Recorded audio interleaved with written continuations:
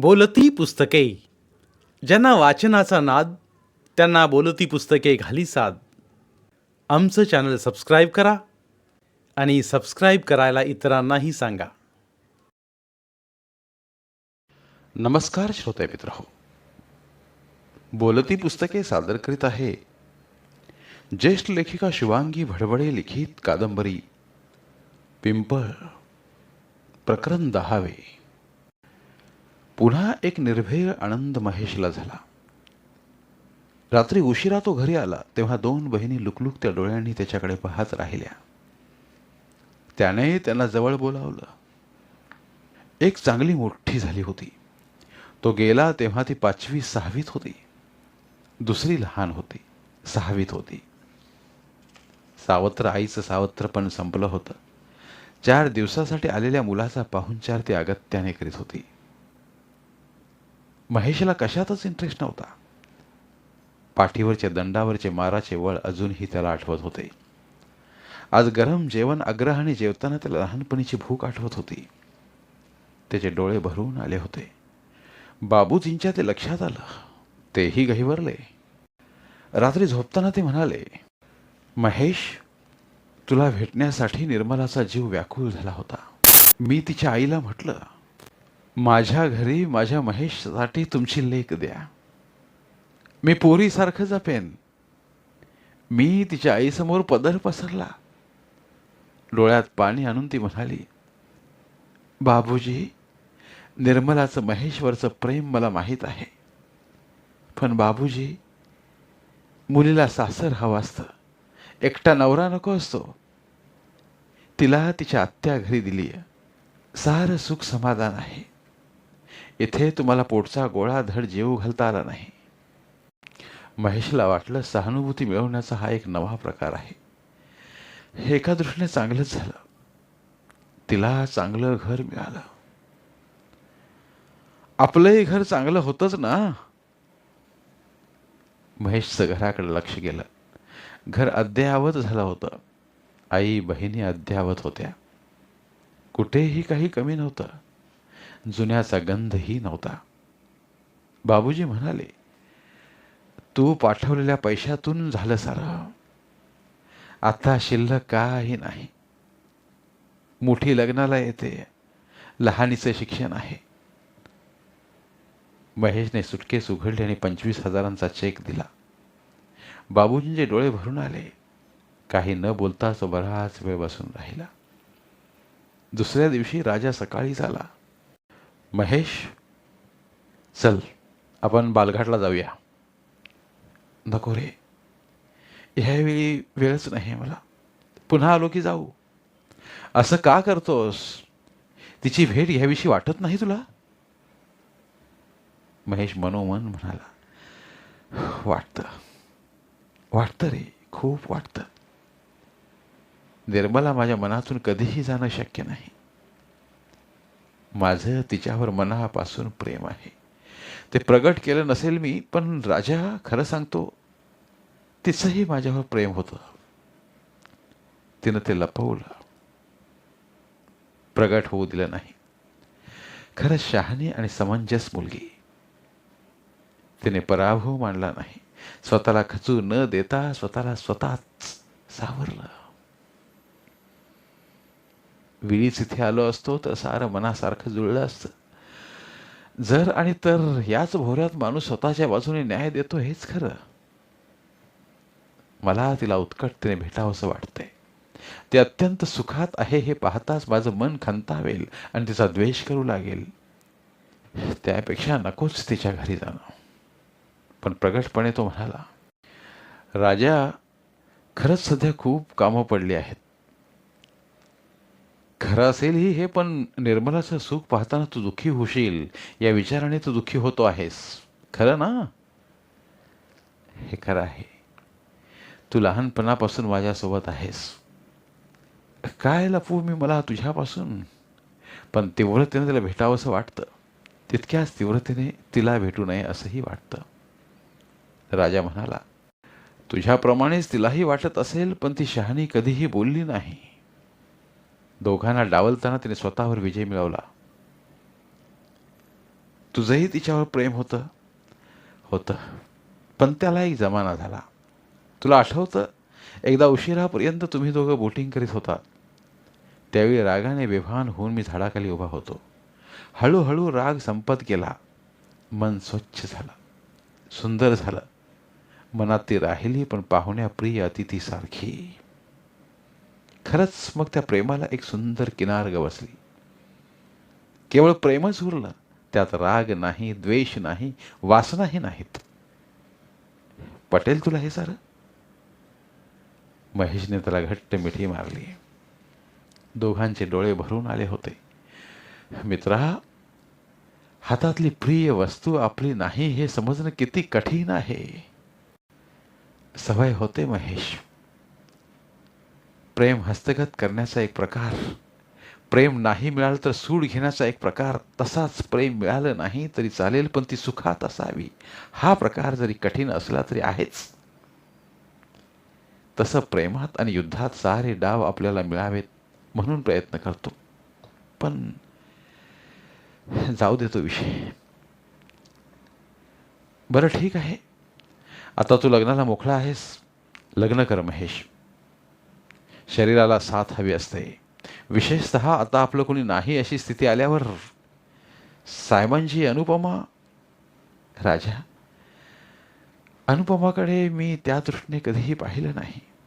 आत्ता पहा, ती अति स्वच्छंदतावादी आहे. तू कुठल्याही वादात न पडता तिच्यावर प्रेमच कर. मनाला त्रास होईल. मनात केवळ प्रेम ठेवलं तर त्रास नाही होणार. पण ती नको इतकी मॉडर्न आहे. असू दे, देहावरचे कपडे कोणते आहेत हे डोळ्यांना खुपू दे, पण मनाला तिचे अंतरंग कळवून घेता आलं पाहिजे. तिचा देह मन शुद्ध असो वा नसो, तू शुद्ध मनाने तिचा स्वीकार कर. साहेबांचं ऋण तुला फेडता येईल, तिला वाचवता येईल.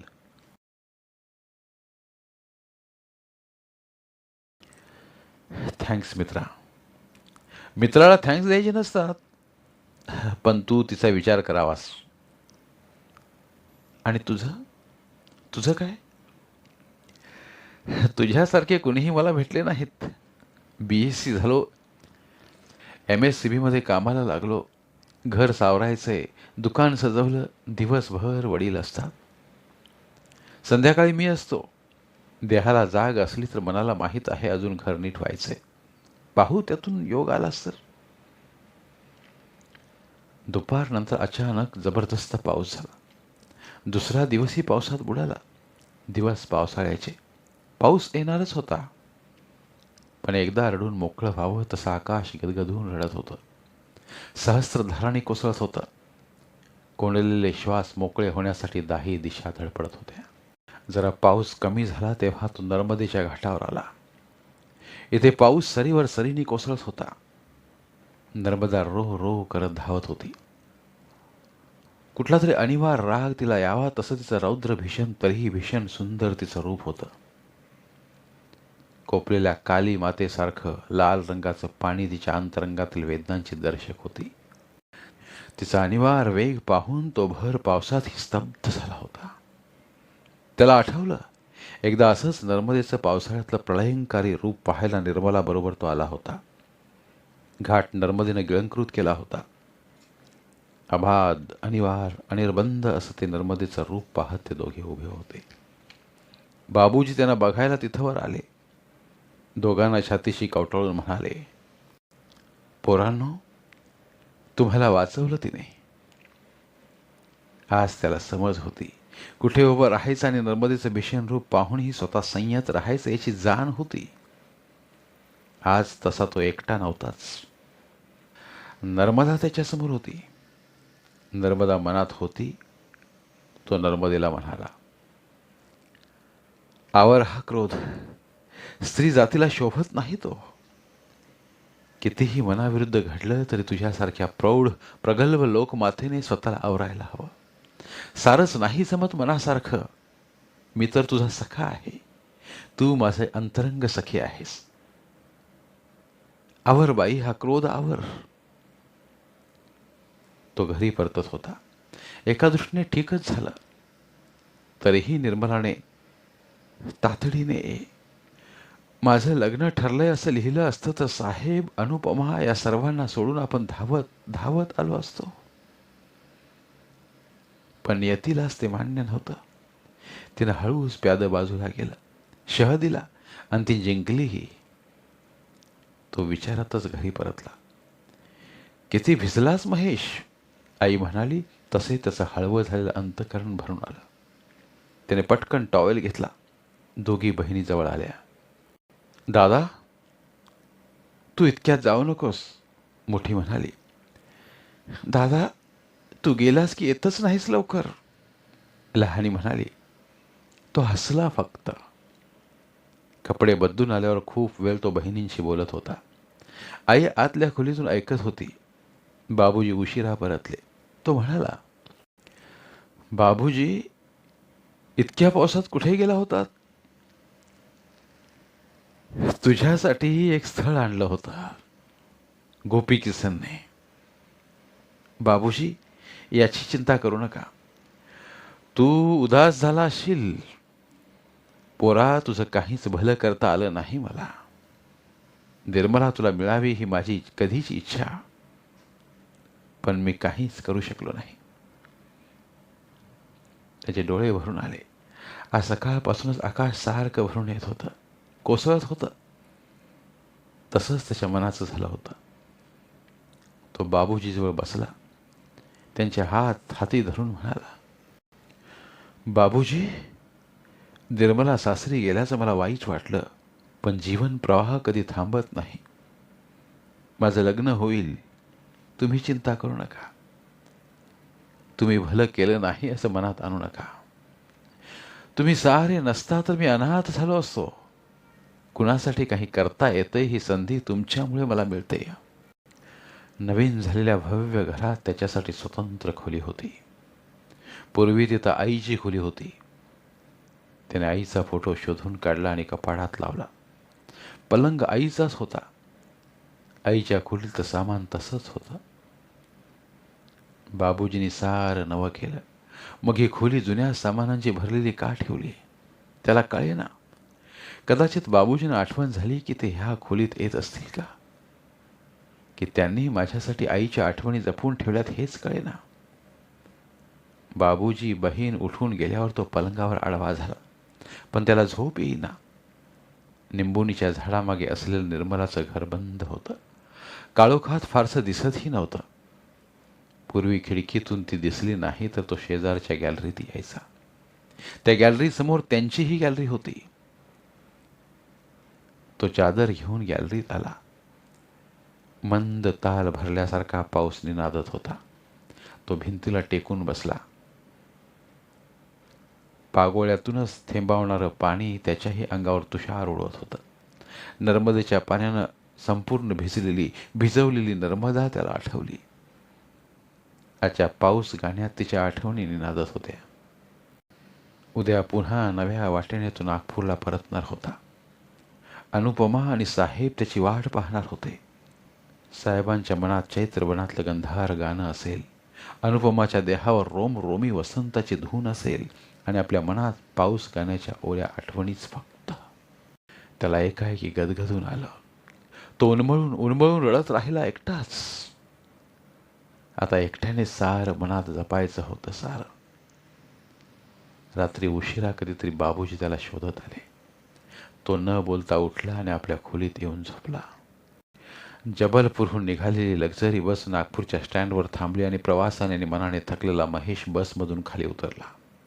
इथे पाऊस पडून गेला होता. हवेत सुखद गारवा होता. आकाश निरभ्र होतं, पण सूर्यदर्शन तरीही नव्हतं. प्रसन्न वातावरण होतं. रात्रभर पाय लांब न करता खुर्चीत बसल्याने पाय अडखळले होते. तरीही उतरल्यावर वातावरणाने तो प्रसन्न झाला होता. खरं तर येण्यापूर्वी तो अत्यंत निराश झाला होता. पण जीवनातील दुःखांना भिवून पळायचं, संघर्षापासून दूर पळायचं, आपल्यापुरता विचार करून जीवन संपवायचं, असे विचारही त्याला मृत्यूच्या विचारापासून परावृत्त करीत होते. तसंच त्याला स्वतःचंही हसू आलं. मृत्यू एवढा सहज स्वीकारता येतो का? सर्वात माणसाला भीती असेल तर ती मृत्यूची. कितीही जीवन कष्टप्रद, दुःखदायक आणि अगदी नकोसं वाटलं तरी माणूस मृत्यू स्वीकारत नाही. साहेब एकदा म्हणाले होते, पराजय सुद्धा समर्थपणे पेलण्यात पुरुषार्थ असतो. पुरुषार्थ काय आणि अर्थ काय दोन्ही महेशला सावरायचं होतं. त्याची सुरुवातच वातावरणाच्या प्रसन्नतेने झाली होती. तो छोटी सुटकेस घेऊन ऑटोपर्यंत आला. महेश बाबू, मागून हाक आली तसा ऑटोत ठेवला पाय त्याने मागे घेतला. मधुकामिनी हसत येत होती. गावाहून आलात? हो, जबलपूरला गेलो होतो. आणि तुम्ही? आमच्या घरच्या पाहुण्यांना पोचवायला पुण्याच्या लक्झरीत बसवला. खरं तर तुम्हाला मी पाहिलं, पण नाव घेऊन हाक कशी मारावी हा प्रश्न पडला. बरं झालं हाक मारलीत ते. तुमच्या आवाजात माझं नाव गोड वाटलं. एकट्याच आलात? तिने पटकन जीभ चावली. जस्ट अ मिनिट, माझे मिस्टर मला शोधत असतील. स्टॉलवरून मासिक आणायला गेले होते. तुम्ही ऑटो सोडून द्या, मी आलेच. हां. ती आली तशी घाईघाईने गर्दीत मिसळून गेली. महेश पाहत राहिला. गेल्या 8 दिवसात मनावर आलेली मरगळ पार निघून गेली. काल परवा एकदाच भेटलेली मधुकामिनी मनात दंडली होती, पण तिची सहजता, तिची निरागसता आणि आपलेपणा मनाला अधिक भावला होता. त्याने ऑटोला नकार दिला आणि तिची वाट पाहत तो थांबला. मधुकामिनी आपल्या पतीसह येत होती. तो पती तिला साजेसा, प्रसन्न व्यक्तिमत्वाचा आणि आवडावा असाच सदृढ तरुण होता. जवळ आल्यावर त्याने नमस्कार केला. धन्यवाद. उर्वरित कादंबरी पुढील भागात.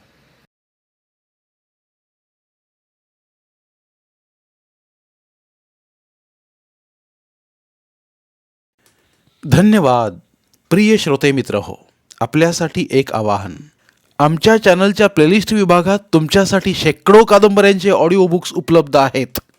तिथे प्रत्येक कादंबरीचे सर्व भाग एकत्रित मिळतील. त्यामुळे सध्या सुरू असलेल्या क्रमशः कादंबरीच्या पुढील भागासाठी वाट पाहण्याची गरज नाही. तुमच्या वेळेनुसार तुम्ही संपूर्ण कादंबरी सलगपणे ऐकू शकतात आणि साहित्याचा आस्वाद घेऊ शकता. कृपया आमच्या चॅनलच्या होमपेजवर जाऊन प्लेलिस्ट चेक करा आणि तुमची आवडती कादंबरी निवडा. धन्यवाद.